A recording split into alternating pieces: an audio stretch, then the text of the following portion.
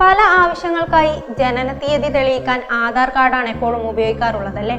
എന്നാൽ ഇനി മുതൽ അത് പറ്റില്ല. ജനന തീയതി നിർണ്ണയിക്കാനുള്ള രേഖയായി കണക്കാക്കിയിരുന്ന ആധാർ ഇനി ആ ആവശ്യത്തിനായി കണക്കാക്കില്ലെന്ന് employees provident fund organisation. Aadhaar ഒരു തിരിച്ചറിയൽ രേഖ മാത്രമാണ്.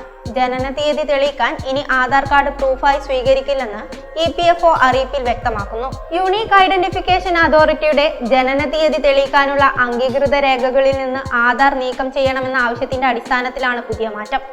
ജനുവരി 16-നാണ് ഇത് സംബന്ധിച്ച ഔദ്യോഗിക അറിയിപ്പ് പുറത്തിറക്കിയത്. ആധാർ ഒരു തിരിച്ചറിയൽ പരിശോധനാ രേഖയാണെന്നും അത് ജനന തീയതി പരിശോധിക്കാനുള്ള രേഖയല്ലെന്നും EPFO വിശദീകരിക്കുന്നു.